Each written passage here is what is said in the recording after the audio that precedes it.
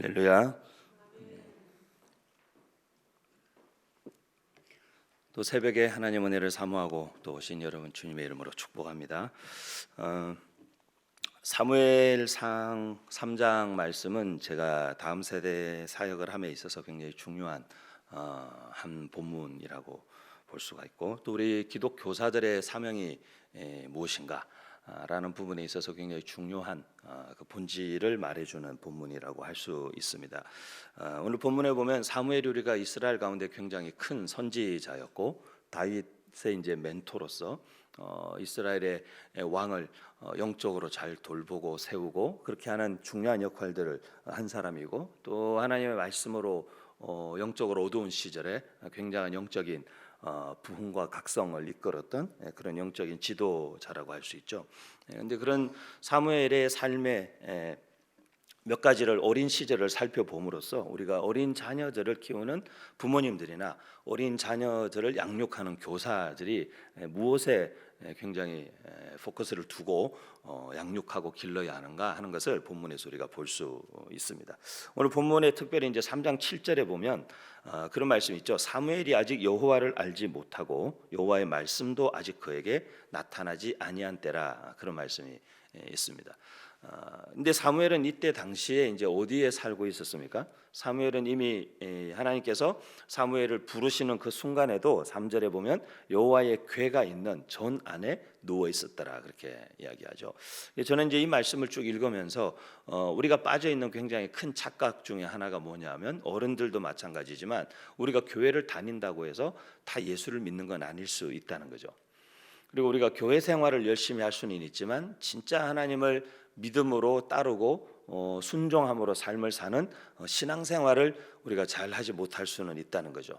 교회에 우리가 정해진 시간에 와서 앉아 있을 수 있고, 교회에서 하는 행사에 참여할 수 있고, 교회에서 하는 모든 프로그램에 참여할 수 있지만 내가 정말 하나님을 믿는가, 그리고 그 가운데 선포되어지는 말씀이 내게 진리로 아멘으로 받아지고 그 말씀대로 우리가 정말 살기 위해서 몸부림치고, 그리고 그 말씀을 순종함으로 우리의 삶에 하나님의 실제와 하나님의 역사하시는 것들을 우리가 경험하고 있는가 하는 것은 다른 문제일 수 있다는 거죠. 근데 우리 자녀들도 마찬가지입니다. 제가 어제도 말씀드렸지만 저는 청년 사역을 한 25년 가까이 했습니다. 저는 뭐 청소년 부나 어린이 부서나 장년 부서나 다른 부서 사역을 한 적이 없습니다. 그냥 오로지 제가 담임 목회하기 전까지 청년 사역만 계속 했습니다. 그래서 청년들을 오래 지켜봤는데, 제가 청년 사역을 하면서 굉장히 안타까운 걸 많이 발견했습니다. 무엇을 발견했냐? 제가 그렇게 얘기합니다. 여러분, 제가 청년 사역자로 25년 살았는데 그게 무슨 뜻인지 아십니까? 그렇게 말씀드리면 다들 이제 이렇게 궁금해서 보시죠. 제가 청년 사역자로 25년 살았다는 것은 세 가지 우리나라 교육의 열매를 제가 그냥 가만히 앉아서 받아 누리는 사람이다, 그런 뜻이라고. 그게 무슨 얘기냐면, 첫째, 한 아이가 태어나서 믿는 가정이면 믿는 가정, 모태신앙으로 20년을 그 아이가 자라서 대학생이 되고 성인이 되면 이제 청년부에 올라와서 제 앞에 오는 것이죠. 그래서 가정교육, 그 다음 이 아이가 학교, 유치원부터 시작해서 초등학교, 중학교, 고등학교, 그리고 사교육을 다 통틀어서 우리나라의 공사교육을 20년 받은 아이가 성인이 되어서 제 눈앞에 이제 청년 사역자, 청년부에 올라온 것이죠. 세 번째는 교회 교육. 교회 모태신앙이고 어린 시절부터 다녔으면 교회 학교에서 계속 자랐어요. 유치부를 다니고 그 전에 영아부를 다니고 유치부를 다니고 초등부 다 이렇게 거쳐서 중등부, 고등부를 거쳐서 이제 대학부 청년부에 올라와서 제 앞에 나타난 것이죠. 근데 이제 이 중요한 우리나라의 가정교육, 공사교육과 교회 교육을 받은 한 아이가 어떤 교육의 결과물로서 제 눈앞에 나타났는데, 그 결과물로 보기에는 너무 안타까운 거죠. 그런 거 있잖아요. 이렇게 우리가 뭘 엄청 부모님들이 공들여서 투자하고 가르쳤는데 나중에 한 몇 년 지나고 아이를 보면서 얘가 도대체 뭘 배웠지? 이런 생각 들게 만들면 되게 황당하잖아요. 굉장히 충격이죠. 그리고 그 모든 시간이 다 허송세월한 것 같고 내가 뭘 했지? 그런 아쉬움이 들죠. 근데 제가 청년들이 성인이 되어서 제 눈앞에 나타난 청년들을 봤을 때는 솔직하게 말씀드리면 결과가 너무 처참한 거죠. 이게 그래서 제가 청소년 사역하는 많은 후배들, 사실 뭐 어제 다녀간 우리 이무현 목사님도 저하고 아주 가까운 후배고 동생 목사님이고, 내일 모레 오는 우리 강원도 목사님도 저하고 아주 가까운, 우리가 다 청소년 청년 사역 함께 오래도록 같이 하면서 집회도 곳곳에 많이 다니고 하는 그런 다 좋은 동력자들이고 후배들이지만, 저희가 만나면 늘 하는 얘기가 있습니다. 그게 뭐냐면, 첫째는 우리가 남의 자식 살리러 다니느라고 우리 자식들 망치면 안 된다. 저희 뭐 이렇게 계속 집회 다니니까 저희 아이들은 다 집에 있잖아요. 아빠는 지금 다른 아이들 살리러 다니고 있고 자기는 집에 있는데, 우리 아이 신앙 문제를 우리가 소홀히 하면 큰일 난다. 그래서 우리가 서로서로의 자녀들을 많이 챙깁니다. 서로서로의 자녀들 챙기고 서로서로의 자녀들에게 삼촌 되어주고 이렇게 격려하면서 이렇게 신앙적으로 잘 아이들이 자랄 수 있도록, 아직까지는 괜찮습니다. 아직까지는 우리 자녀들이 다 괜찮습니다. 근데 이제 저희가 두 번째, 제가 만나면 이 친구들은 청소년 사역을 주로 하는 사역자들이니까 제가 늘 그럽니다. 제발 청소년 사역하는 여러분들에게 부탁합시다. 다른 거나 많이 안 바라고 청년부에 올라올 때 가장 기본적인 구원의 확신, 그리고 신앙의 확신만 갖고 제발 올라올 수 있게 해달라. 교회 학교를 그렇게 다니고 중학교, 고등학교 이렇게 주일학교를 그렇게 다니는데 구원의 확신도 없는 아이들이 정말 너무너무 많아요. 그리고 대단히 죄송하지만 교회 중직자들의 자녀들 중에도 구원의 확신이 없는 친구들이 굉장히 많아요. 모태신앙이고. 제가 말씀을 전하면서 계속 하나님 만나야 된다. 오늘 말씀도 사무엘이 하나님을 만나는, 인격적으로 하나님의 부르심을 받고 소명을 받고 하나님을 만나는 사건인데, 이런 하나님을 만나는 사건들에 대해서 이야기하면 대다수 사실은 모태신앙의 아이들이 전혀 하나님을 만난 사건이 자기의 삶에는 없었다라고 생각하는 거죠. 물론 있었는데도 자기가 그것이 무엇인지 잘 기억하지 못하는 경우일 수 있어요. 근데 오늘 아침에도 제가 호텔에서 여기 차 타고 잠깐 오는 동안에 우리 진 목사님과 대화를 하면서, 우리 진 목사님이 어린이 사역에 굉장히 헌신된 분이신데, 제가 좋은 어린이 사역자들이 너무 많이 필요하다. 저도 제가 하나님을 언제 만났는가 하면, 제가 국민학교 5학년 때 어린이 전도협회 그 캠프에 가서, 성경 그 여름 캠프에 가가지고 거기서 진짜 하나님 만나고, 그날 제가 정말 하나님 앞에, 강단 앞에 무릎 꿇고 정말 예수 그리스도를 내 삶의 구주로 영접하고 예수님께 내 삶을 헌신하고, 그리고 정말 그날 밤에 정말 많이 울면서 기도했던 기억이 아직도 있어요, 저한테. 제가 지금도 저에게 제가 하나님을 만났던 어떤 순간을 생각하면, 제가 5학년 때 그 하나님을 정말 복음을 듣고 그 복음 앞에 5학년이지만 진지하게 반응하고 기도하면서 내 삶을 예수님께 드렸던 어떤 순간들이 있죠. 무슨 뭐 구원파처럼 너 언제 구원받은지 뭐 몇 날 며칠에 무슨 몇 시에 이런 의미가 아니라, 진짜 내가 하나님을 만났고 그 하나님이 나의 하나님 되시고 그 하나님이 나의 삶에 함께 하시고, 그래서 내가 평생에 어디를 가든지 그분이 나와 함께 하시면 나는 이 세상에 어떤 평지 풍파 뭐 바다의 풍랑도 내가 이겨낼 수 있는, 그리고 그 하나님의 약속이 나를 보호하고 붙잡아주는 하나님의 자녀다라는 사실을 믿는 그 믿음 하나 있으면 살 수 있는 건데, 그리고 자녀에게 그 믿음 하나 있으면, 예수 믿는 부모인 신앙이 우리 자녀들에게 보호하여 가장 값진 가치라고 믿는 우리도 편히 눈 감을 수 있는 것이고, 하나님께 우리 손을 떠나는 아이들을, 우리가 뭐 아이들이 타 지역으로 가든지 아이들이 해외로 가든지 아이들이 직장을 얻어서 딴 곳으로 가든지 시집 장가를 가든지 언제까지 우리 품 안에 있지 않죠. 하지만 우리 품을 벗어나는 아이들의 뒷모습을 바라보며 우리가 그래도 안심할 수 있는 것은 주님이 그들과 함께 하신다는 사실 때문이죠. 근데 그 확신, 그 한 가지를 아이들도 가지지 못하고 부모들도 가지지 못한다면, 우리의 마음은 예수를 믿는다 하지만 아이들 볼 때마다 늘 불안하고 초조하고 염려되고 밤잠을 못 이루고 그런 삶을 우리가 살게 되겠죠. 저는 우리 자녀들이 그냥 교회에 온다고 해서 안심하면 안 된다고 믿어요.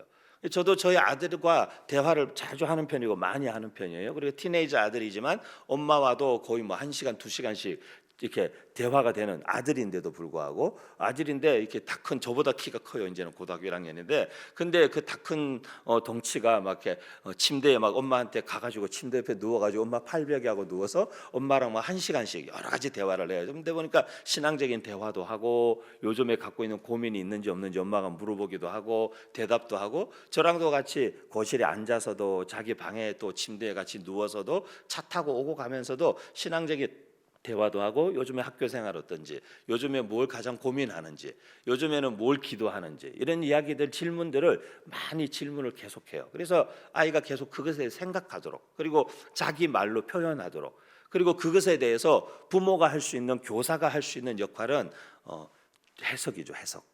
하나님의 말씀. 그 삶에 일어나고 있는 일들에 대한 하나님의 기준에 따른 해석이죠. 오늘 본문에 나오는 엘리 같은 경우는 사실 한나가 그렇게 눈물과 고통과 아픔 속에 사실 하나님께 선물로 받은 아들이잖아요.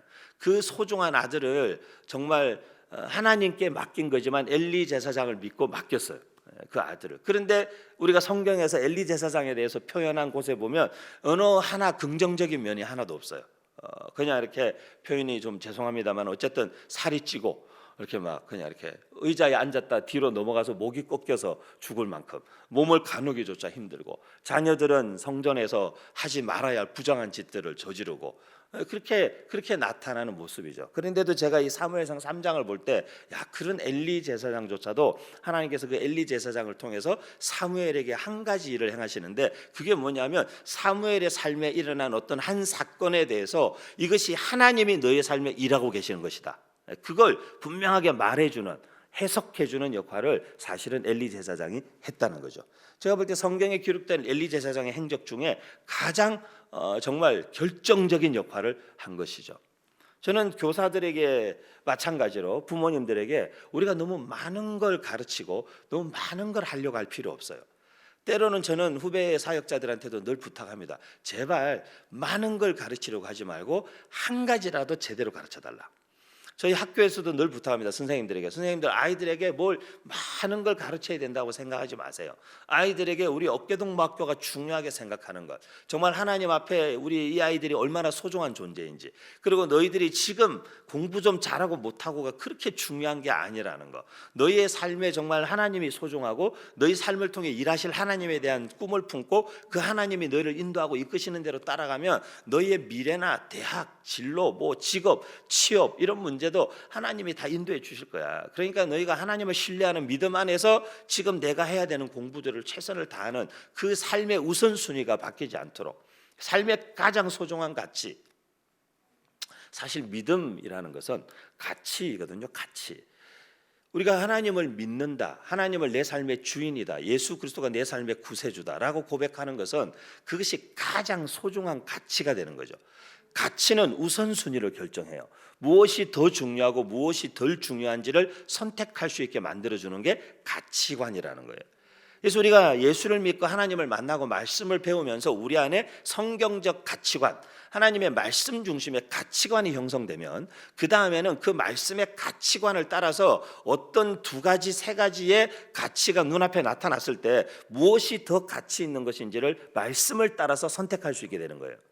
그래서 덜 가치 있는 것을 포기하고 더 가치 있는 것을 붙잡을 줄 아는 믿음의 사람이 되는 거죠. 사도 바울이 고백한 것처럼 예수 그리스도를 아는 그 고상한 지식에 한번 매료되고 나니까 세상의 모든 것들이 다 배설물처럼 여겨지더라. 다 어느 순간 모든 것이 그렇게 자기의 모든 것을 걸고 쫓았고 자기의 모든 것을 걸고 공부했고 시간을 투자했던 그 모든 것이 하루아침에 다 무가치한 것이 되었다 나에게. 그래서 기독교 교육은 가치 교육이라고 그럽니다. 저는 기독교 교육을 한다라는 것은 가치를 가르치는 거예요. 이것이 우리에게 소중한 가치고 그 가치가 우리의 삶의 기준이 되어서 네가 앞으로 평생에 살아가면서 네가 어떤 결정과 선택을 해야 되는 순간이 왔을 때에 그 가치를 따라서 중요한 것들을, 소중한 것들을 선택하고 소중하지 않은 것들을 포기할 줄 아는 것, 그게 믿음이라는 거죠. 우리 자녀들에게 그리고 우리가 맡은 학생들에게 많은 걸 가르치려고 너무 프로그램도 많고 행사도 많고 이벤트도 많고 뭘 많이 하는데 그 많이 하는 중에 성전에서 일어나는 많은 제사와 많은 행사와 많은 의식들 중에 하지만 실제로 사무엘아 라고 부르는 하나님의 음성 앞에 주님 제가 여기 있습니다. 말씀하십시오 라고 반응할 수 있는 그 하나님을 만나는 사건, 하나님을 자기의 삶의 구주로 고백하는 사건, 정말 인격적인 하나님과의 관계가 시작되는 경험과 그 사건이 우리 교회 학교에서 사실 일어나야 하는 일이라는 거죠. 근데 이런 일들이 우리 가정, 믿음의 가정에서 그리고 교회 학교 안에서 일어나지 않고 그냥 교회 열심히 다니고 교회에서 하는 행사 열심히 참여하고 그냥 수련회 열심히 따라다니고 심지어 단기 선교도 가서 봉사도 열심히 하고 다 했는데 그 안에 자기를 부르시는 그 하나님의 음성을 듣는 사건이 실질적으로 개인적으로 경험되어지지 않은 채 나이가 들면서 신앙의 확신 없이 떠도는 수없이 많은 청년들을 저는 봤어요. 정말 많은 청년들을. 그렇기 때문에 저도 제가 목회하면서 청년 사역하면서 그러고 목회하면서 그러고 이 사람 진짜 예수 믿는 사람인가? 저는 그게 저의 큰 관심사였어요. 진짜 예수 믿냐? 너 정말 예수님 믿냐? 네 삶에 진짜 예수 그리스도가 가장 소중한 가치냐? 예수 그리스도가 정말 너의 구주냐? 제가 미국 갈 때 저희 아버님이 그때 진주, 여기 가까운 경남 진주에서 목회하실 때인데 제가 미국 가겠습니다. 그러니까 저희 아버님이 가래요. 저 미국 가겠습니다. 저희 아버지가 첫마디에 가라고 그랬어요. 저희 어머니가 옆에서 첫마디에 돈은 누가 주는데 이렇게 얘기하셨죠. 저희 아버지가 그 교회에서 이렇게 그때는 목사님들 이렇게 우리가 뭐 국민연금이니 막 이런 게 제가 알기로는 그런 게 없던 때였어. 그러니까 개인적으로 이렇게 그 보험 있잖아요. 연금 보험 같은 걸 이렇게 들어주는 게 있었나 봐요. 저희 아버지가 어머니한테 그 교회에서 그 몇 년 동안 들어준 그 연금이 있는데 내가 장로님한테 얘기할 테니까 내일 그거 해약해서 찾아오라는 거예요. 다음 날 부르셔서 갔더니만 저희 아버지가 정말 그걸 연금을 해약해가지고 통장하고 도장을 저한테 주시면서 그러시는 거예요. 이거 갖고 가라. 이게 아빠가 너한테 줄 수 있는 전부다. 하지만 하나님이 네 삶을 책임지실 거니까 가라는 거예요. 그래서 제가 진짜 빨리 받아서 빨리 갔어요. 정말 다시 뺏기 전에 빨리 받아가지고 아버지의 노후를 제가 빨리 받아가지고 미국 갔어요. 정말 제가 미국 가서 1년 생활하는 데에도 넉넉하지 않은 돈이었어요. 1학기 지나고 2학기 등록하고 나면은 생활비가 없어지는 정도의 돈이었어요. 그런데 제가 미국에 7년 동안 공부하는 동안에 제가 재정적으로 한 번도 어려웠던 적이 없어요. 오히려 되게 넉넉했어요. 항상 매달 재정이 남았어요. 그래서 제가 주변에 있는 국제 학생들 막 이렇게 우크라이나 막 이렇게 루마니아 막 이렇게 인도 이런 데서 온 친구들 일주일에 한 번씩 데리고 그 중국 그 뷔페 식당 같은 데 데려가서 친구들 다 이렇게 선교지에서 선교사님 추천받아서 와서 진짜 밥도 제대로 많이 못 먹고 학교에서 아르바이트 하면서 그렇게 생활하는 학생들 매주 제가 데리고 나가서 제가 학교 다니는 몇 년 동안 매주 이 친구들 밥을 중국 식당 가서 배부르게 먹을 수 있게 하나님께서 저한테는 그만한 여유를 주셨으니까. 근데 정말 저희가 경험한 건 다른 거 없어요. 저희 아버지가 하나님이 네 삶을 책임지실 거다. 근데 정말 하나님 제 삶을 책임지시는 걸 경험한 거죠. 제 삶 속에서. 저는 경험이 전부라고 믿지 않아요. 하지만 듣고 있는 많은 말씀 가운데 한 가지도 내 삶의 실제가 되지 않고 내가 듣고 배운 말씀 가운데 한 가지도 내 삶에 실제로 경험되어지지 않으면 아이들이 어디에서 믿음의 확신을 가지겠어요? 그래서 이 아침에 우리 교사분들께 부모님들께 정말 새벽에 오히려 더 강력하게 도전하고 싶어요. 정말 우리 자녀들이 하나님 만나도록 기도해야 됩니다. 정말 우리가 주일학교에서 1년이라도 아이를 맡아 있는 동안에 하나님 이 아이가 저와 함께 있는 동안에 하나님을 만나기를 원합니다. 정말 하나님이 이 아이에게 찾아오시는 것을 이 아이가 알 수 있기를 원합니다. 그리고 그 자녀들의 삶을 잘 지켜보면서 이 자녀들의 삶에 일어나는 크고 작은 일들, 심경의 변화, 고민거리, 그가 맞부딪혀 있는 어떤 한계 상황, 그런 상황 속에서 그 상황들을 믿음의 시각에서 말씀의 시각에서 해석해주고 이 시간이 바로 하나님 너에게 역사하시는 시간이다. 지금이 바로 네가 하나님을 찾아야 하는 때다. 지금이 바로 네가 하나님 붙잡아야 할 때다. 이때가 하나님 너를 도와주시는 걸 경험할 수 있는 때다. 이것을 우리 부모님들이 계속해서 말씀해 주시고 선생님들이 말씀해 주시면 아이들이 그 한순간에 하나님을 만나는 놀라운 경험들이 일어날 수 있다는 것이죠. 그 역할이 교사들에게 있어서 너무 중요하고 부모님들에게 너무 내 품을 떠나기 전에 자녀들이 그리고 내게 맡겨진 아이가 1년 이후에 다른 반으로 학년이 올라가기 전에 하나님 저와 함께 있는 이 시간들 동안에 다른 어떤 것보다 우리 자녀가 사무엘에게 찾아오셨던 그 하나님을 사무엘이 아직까지 어려서 하나님 누구신지 잘 모르고 하나님이 자기를 부르는 분이 누군지도 잘 알지 못했을 때에 엘리가 그것을 말해준 거예요. 이건 하나님이 부르시는 거다. 우리 아이의 삶에 어떤 일이 일어나고 있고 어떤 변화가 일어나고 있는데 지금 하나님이 이의 삶에 개입하기를 원하시는구나. 지금 이 아이에게 하나님이 말씀하고 계시는구나. 그것을 사실 자녀들에게 이야기해 줘야 돼요. 사춘기로 갈등하고 고민하는 자녀들 어떤 마음의 심경에 되게 부담과 짐을 가지고 있고 입시나 어떤 일들로 스트레스를 받고 있고 아니면은 뭐 그래도 그 나이에도 연애하다가 헤어지면 되게 아파요. 그렇기 때문에 자기들 나름대로 요즘에는 초등학교 5학년, 6학년들도 떳떳하게 밝혀요. 자기 연애 중이라고. 그렇기 때문에 그런 아이들에게는 그게 되게 시련의 아픔이 걔들도 느껴져요. 그런 모든 시간들 속에 너의 모든 삶의 순간, 너의 모든 삶의 사건 속에 하나님이 너의 삶을 지켜보고 계시고 하나님 너의 삶에 개입하기를 원하시고 이 사건, 이 시간들을 통해서 하나님 너와 더 깊은 교제를 원하셔라고 계속해서 이 아이들을 하나님께로 이끄는 역할, 그게 교사에게 있어서 가장 큰 사명이요 부모에게 있어서 가장 중요한 역할이라는 것이죠. 우리 청소년들의 거의 70%가 부모의 품을 떠나고 원래 속해 있던 교회를 떠나서 대학생이 되거나 성인이 되거나 타 지역으로 가거나 했을 때에 신앙을 떠나는 걸로 나와 있어요. 아이들이 왜 신앙을 떠날까요? 어떻게 보면 신앙을 떠나는 게 아니라 원래 신앙이 없었던 거예요. 그냥 부모님 따라서 지금까지는 자기한테 선택의 여지가 없었죠. 청소년이고 아직 자녀고 아직은 부모님 말씀 들어야 되는 때고 나이가 아직까지 미성년이니까 부모님 따라서 교회 올 수 있죠. 가서 그냥 중고등부 예배드리러 중고등부실로 갈 수 있고 주일학교 갈 수 있죠. 하지만 진짜 이 아이들이 하나님 만났는가 하는 문제는 다른 별개의 문제예요. 그래서 오늘 본문의 7절에 있는 말씀이 저에게는 너무 가슴 아프게 다가오는 거예요. 사무엘이 여호와를 알지 못하고 여호와의 말씀도 아직 그에게 나타나지 아니한 때더라라는 거죠. 수없이 많은 말씀을 듣고 수없이 많은 예배를 드리고 수없이 많은 제사를 목격하고 성전에서 먹고 자는 아이였지만 하나님을 만나는 일, 하나님의 말씀이 나에게 향한 나를 향한 말씀으로 인격적으로 다가오는 사건의 경험은 별개의 문제라는 거죠. 그래서 오늘 이 아침에도 우리 부모님들이 그리고 우리 교사분들이 우리가 기도하면서 하나님 정말 이제 아이들이 교회로 점점 더 나오고 우리 아이들도 현장 예배가 완전히 회복이 되고 정말 함께 다양한 교회 학교의 또 사역과 일들을 내년을 계획하며 준비하실 텐데 이 모든 일들 속에서 하나님 우리가 다 원하는 한 가지는 우리 아이들이 하나님을 경험하는 것입니다. 교회에서 일어나는 모든 행사, 이벤트, 사건들 속에서는 거기에 하나님의 일하심을 아이들이 경험하게 하는 것의 핵심이 거기에 있어야 돼요. 행사만 실컷 즐겁게 하고 하나님과는 아무 상관없는 일이라면 굳이 교회 가지 않아도 될 수 있어요. 하지만 우리가 교회에서 교회 학교에서 어떤 행사든 무엇이든 기획하면 그 가운데 하나님의 일하심이 나타나고 아이들의 삶에 하나님이 개입하시는 사건 계기가 될 수 있도록 기도하면서 하나님 이번 또 일을 통해서도 우리 아이들 가운데 또 어떤 아이들이 하나님을 만나기를 원합니다.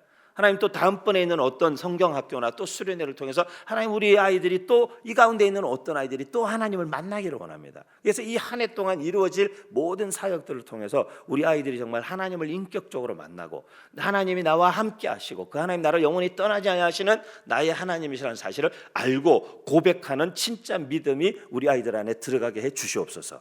그 기도가 너무나 중요합니다. 부모가 자녀에게 줄 수 있는 교사가 아이들에게 줄 수 있는 가장 큰 선물이 있다면 하나님과의 만남을 선물하는 거예요. 하나님과의 만남. 저는 늘 만남의 축복으로 살았습니다. 제가 2018년도에 쓴 첫 번째 한국 역사책이 만남이라는 책인데요.